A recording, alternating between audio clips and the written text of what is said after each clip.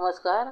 आज मी आपल्यासाठी ढाबा स्टाईल पनीर कढाई बनवणार आहे. तर त्यासाठी आपल्याला वाटप करून घ्यायला लागेल. तर वाटप करण्यासाठी 2 मध्यम आकाराचे टोमॅटो आपण वाटण्यासाठी घेतलेले आहेत. 7-8 काजू घेतले आहेत मी या पेस्टसाठी. 2 मिरच्या घेतल्या हिरव्या आणि 10-12 लसूण पाकळ्या त्याची सालं सोलून घेतलेली आहे. त्याच्यामध्ये आल्याचा वापर आपण करायचा नाही आहे.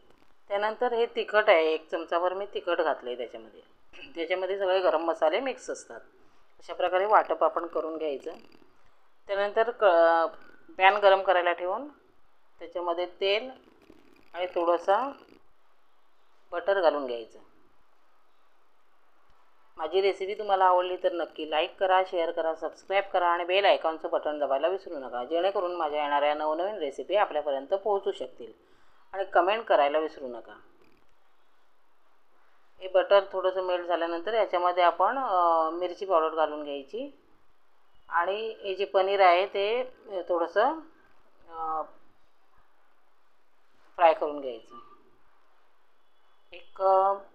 एक 2 मिनटं ते त्याच्यामध्ये थोडंसं फ्राय करून आपण ते बाजूला काढून घ्यायचं. माझी रेसिपी नक्की तुम्हाला आवडेल, ही तुम्ही करून बघा.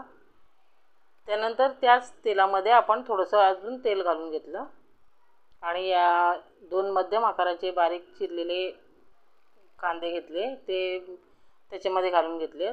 ते थोडेसे फ्राय झाल्यानंतर याच्यामध्ये आपण जी पेस्ट केलेली आहे आता करून घेतली, टोमॅटो, काजू आणि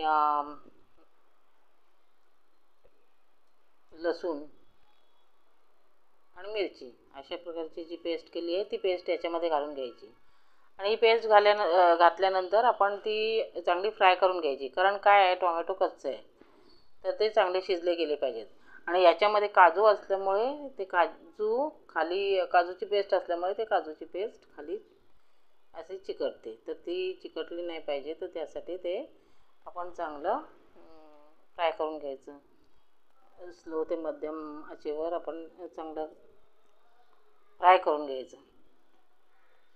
त्यानंतर याच्यामध्ये आपण पाणी घालून घ्यायचं, चवीनुसार मीठ घालायचं आणि एक उकळी काढून घ्यायची चांगली.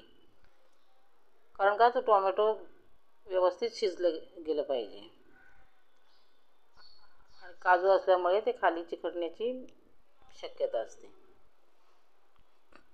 अशा प्रकारे चांगली उकळी काढून घ्यायची.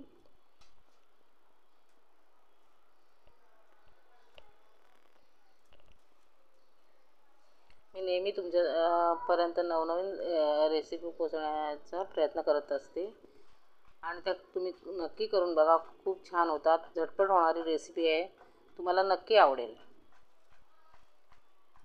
जसं आपण ढाब्यावर जाऊन खातो त्याप्रमाणेच त्याची चव लागते. त्यानंतर आपण जे फ्राय करून ठेवलेले होते पनीर ते त्याच्यामध्ये घालून घ्यायचे आणि जेवढी तुम्हाला कन्सिस्टन्सी पाहिजे त्याप्रमाणे ते त्याच्यामध्ये पाणी घालून घ्यायचं. पण ही भाजी आपण याच्याबरोबरच पोळी किंवा भाकरीबरोबर खाऊ शकतो किंवा राईसबरोबरही खाऊ शकतो.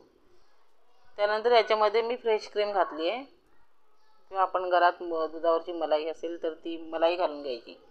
अशा प्रकारे आपली रेसिपी खाण्यासाठी रेडी. थँक्यू.